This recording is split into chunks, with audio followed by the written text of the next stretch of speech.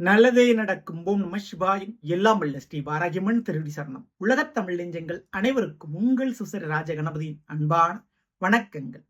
இன்றைய பதிவில் மகர ராசியில் பிறந்த நண்பர்களே, மகர ராசியில் ராசிநாதன் சனி பகவான் 3ஆம் வீடான மீன ராசியில வக்ரகதியில இருக்கிறார். இப்படி உங்களுடைய ராசிநாதன் வக்ரம் அடைஞ்சிருக்கும் போது உங்களை காப்பாற்றுவதற்காக குரு பகவான் அதிசார பயிற்சி எடுக்கிறார்.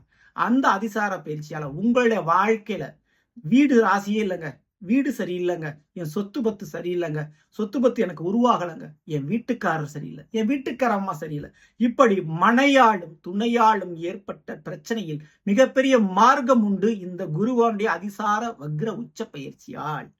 இன்றைய பதிவில் அதை பற்றி பார்க்க போகிறோம். பதிவு ஃபுல்லாக பாருங்க. மேலும் நம்ம சேனல் ஏற்கனவே சனி வக்ர பயிற்சி பலன்கள் பதிவிட்டாச்சுன்னு சொல்லியிருக்கிறேன். கீழே டிஸ்கிரிப்ஷன் லிங்க் தரேன், ப்ரெஸ் பண்ணி பார்த்து பயனடைஞ்சுங்க. மறக்காம நம்ம சேனல் சப்ஸ்கிரைப் பண்ணிங்க.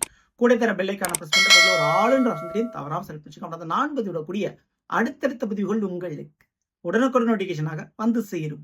மகர ராசியில் பிறந்த நண்பர்களே, மண்ணுக்கும் பொண்ணுக்கும் பெண்ணுக்கும் கஷ்டப்படக்கூடிய, அதற்காகவே சண்டை போடக்கூடிய உறவுகளுக்கு மத்தியிலும் இந்த உலகத்தின் மத்தியிலும் நாம் வாழ்ந்து கொண்டிருக்கிறோம். ஸோ அந்த மண்ணுக்காகவும் பொண்ணுக்காகவும் பெண்ணுக்காகவும் ஏன் கொலையே கூட பண்ணுவாங்க. அப்படிப்பட்ட கலியுகம் தான் இந்த யுகம். ஆனா அதையெல்லாம் தூக்கி எறிஞ்சிட்டு மனசுதான் முக்கியம் அப்படின்னு சொல்லக்கூடியவர்கள் நிறைய பேர் இருக்கிறாங்க. அதுல இந்த மகர ராசிக்காரர்களும் உண்டு. அப்படிப்பட்ட மகர ராசியில பிறந்த உங்களுக்கு இந்த மண்ணாலும் பெண்ணாலும் ஏற்பட்ட பிரச்சனை குருவால் தீரப்போகிறது. ஆமாங்க, குருவுடைய அதிசார பயிற்சி நடைபெற போது உங்களுடைய மகர ராசிக்கு 6ஆம் வீடான மிதுனத்தில் இருக்கக்கூடிய குரு பகவான் அக்டோபர் மாதம் 18ஆம் தேதி அப்படியே அதிசாரம் பயிற்சி அடைஞ்சு கடகராசியில போய் உச்சமடைய போகிறார். இது தற்காலிகமான பயிற்சி தான். காரணம் என்ன அப்படின்னா, இது அதிசாரம் தான். இந்த அதிசாரமா செல்லக்கூடிய குரு பகவான் நவம்பர் 18ஆம் தேதி வக்ரம் அடைந்து மீண்டும் பின்னோக்கி நகல ஆரம்பிச்சு மிதுன ராசிக்கு வந்து அடுத்த வருடம் மார்ச் மாதம் 18ஆம் தேதி வக்ர நிவர்த்தி அடைகிறார். ஆக மொத்தம் குருவான் அதிசாரம், வக்ரம், வக்ர பயிற்சி என்ற 3 நிலைப்பாடுகள் எடுத்து கடகராசிக்கு போயிட்டு ரிவர்ஸ்ல மீண்டும் மிதுன ராசிக்கு வந்து அமர்ந்துறார்.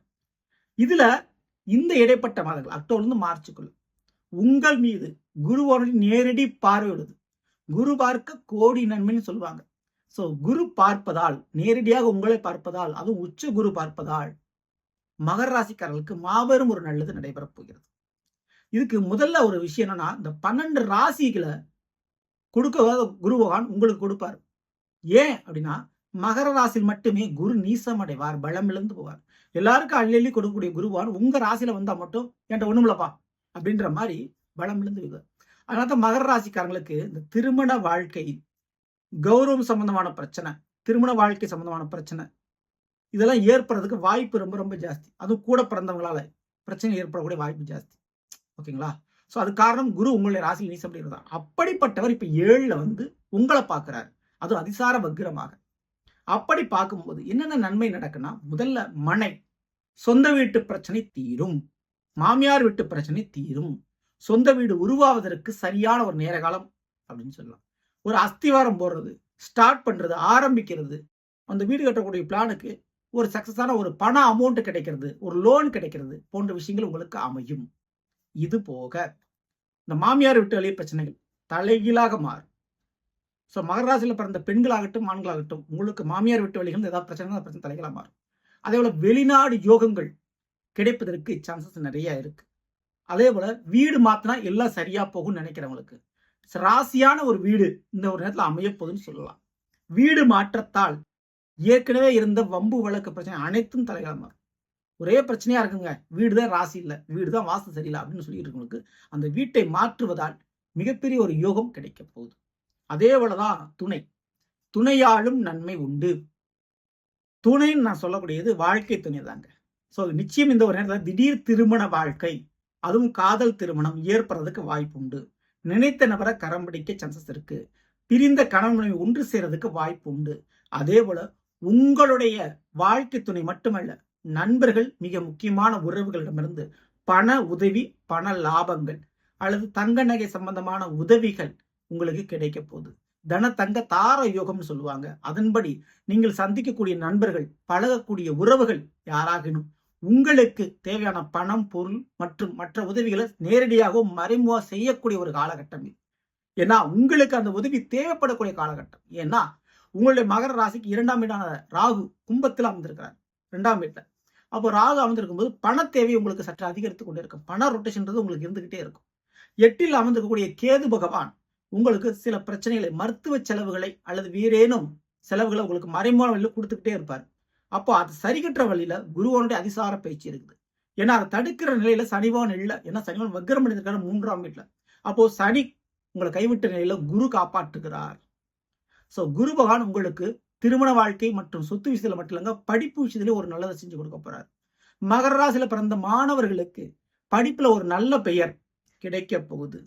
சோ அதுக்கு மிக மிக ஒரு முக்கியமான ஒரு காரணம்னா குருவினுடைய பார்வைன்னு சொல்லலாம். அந்த குருவினுடைய பார்வை 9ஆம் பார்வை மகராசிக்கு 3ஆம் எண்ணம் மீனத்துல பதியுது. அப்போ படிப்புல வெற்றி உண்டு. அது வந்து மாற்று கருத்து. நினைத்த படிப்பை வெற்றிங்க. அதே போல எழுதக்கூடிய தேர்வுகள்ல வெற்றி உண்டு. அரசாங்க தேர்வுகள்ல வெற்றிகள் உண்டு. மேலும் கூட பிறந்தவங்களால ஏற்பட்ட தொல்லை இனி இல்லை அப்படின்னு சொல்லலாம். அவங்களால ஏற்பட்ட பிரச்சனைக்கு ஒரு முற்றுப்புள்ளி வைக்கப்படும். ஓகேங்களா? அதே போல வீண் வதந்தி உங்களை பத்தி யாராவது சொன்னீங்கன்னா அதுல இருந்து நீங்க வந்துருவீங்க. அந்த வீண் வதந்தி பொருளை சொல்லுவாங்க, அதெல்லாம் சரி கட்டிடுவீங்க. மேலும் இந்த குருவானுடைய 5ஆம் பார்வை என்பது உங்களுடைய மகரத்திற்கு 11ஆம் இடம் விருச்சிகத்துல பதினால பண வரவு அதிகரிக்கும். பண லாபங்கள் கண்டிப்பா உண்டு. சரிங்களா? மேலும் நேரடி 7ஆம் பார்வை உங்கள் மீது இருக்கிறதுனால உடல் ரீதியாக இருக்கக்கூடிய நோய் பிரச்சனை, உடல் ரீதியாக இருக்க தேவையான ஆரோக்கியம் உங்களுக்கு கிடைக்கும். சரிங்களா? மன ரீதியான குழப்பம் தீரும். ஆக மொத்தம் வீட்டுல ஒரு சுபகாரியம் அப்படின்றது நடைபெறதுக்கும் அந்த சுபகாரியம் உங்களுக்கு நடக்கிறதுக்கும் வாய்ப்பு ரொம்ப ரொம்ப ஜாஸ்தி. சரிங்களா? எப்படி பார்த்தாலும் இழந்த பெயர் புகழ், இழந்த இல்லற வாழ்க்கை, இழந்த வேலை மற்றும் இழந்த சொத்து பத்துகள், இந்த 4 மீண்டும் கிடைப்பதற்கு இந்த குருவானுடைய அதிசார வக்ர பயிற்சி உங்களுக்கு சாதகமா இருக்குது. சரி, நீங்க என்ன பண்ணணும் அப்படின்னா 2ல் ராகு இருக்கிறார். அதற்காக ஒரு அலைவது, முயற்சியை 1க்கு 2 முறை முயற்சி பண்றது, ட்ரை பண்றது அப்படின்றத விடாமல் தொடர் முயற்சி செய்ய வேண்டும். அந்த தொடர் முயற்சி இருந்தாலே போதும். குருவனுடைய அனுகிரகத்தின் மூலம் உங்களுக்கு பரிமாணம் முடிஞ்சிடும். அப்போ இந்த வருடத்துல மகர ராசிக்காரங்க நிச்சயம் குருவினுடைய வழிபாடுகளை தவறாமல் பண்ணிக்கொள்ள வேண்டும். ஓகேங்களா? குறிப்பிட்ட அரச மர வழிபாடு கண்டிப்பா நீங்க பண்ணணும். அரச மரத்தோடு இருக்கக்கூடிய விநாயகருக்கு ஒரு 9 முறை வலம் வந்து விநாயகருக்கு தோப்பு கரணம் போட்டு விநாயகரை வணங்குறத ஃபாலோ பண்ணிக்கணும். ஏன்னா மிகப்பெரிய ஜாதகத்தில் இருக்கக்கூடிய தோஷங்கள் மற்றும் பாவங்கள் நிவர்த்தி அடையும் இந்த ஒரு வழிமுறையாகும். சோ இந்த குருவினுடைய பரிவார அருளை பெறணும்னா இந்த ஒரு பரிகாரத்தை, வழிபாடுகளை தவறாம பண்ணுங்க. கண்டிப்பா உங்களுக்கு மாற்றம் உண்டு. சரிங்களா? சோ நல்லவர்களே, நாம் இன்றைய மகர ராசியில் பிறந்தவர்களுக்குரிய பலனை பற்றி பார்த்து நிச்சயமா உங்களுக்கு பயன்படுவதற்கு பிடிச்சிருந்த லைக் பண்ணுங்க. நண்பர்களுக்கும் உறவுகளுக்கும் மறக்காமல் சேர்ச்சிங்க. இதுவரை நம்மளுடைய சேனல் சப்ஸ்கிரைப் பண்ணாம சப்ஸ்கிரைப் பண்ணிக்க. கூட தர பெல்லைக்கான பிரஸ் பண்ணிட்டு பக்கத்தில் ஒரு ஆளுன்ற ஆப்ஷன் தவறாம செலக்ட் பண்ணிச்சுங்க. மேலும் அடுத்த சந்திப்போம். நன்றி, வணக்கம். நல்லதே நடக்கும். ஓம் நம சிவாயும். எல்லாம் வல்ல ஸ்ரீ பாரகியம்மன் திருவடி சரணம்.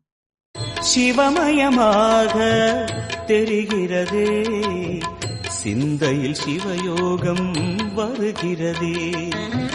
சிவமயமாக தெரிகிறதே, சிந்தையில் சிவயோகம் வருகிறதே. புவனங்களாளும்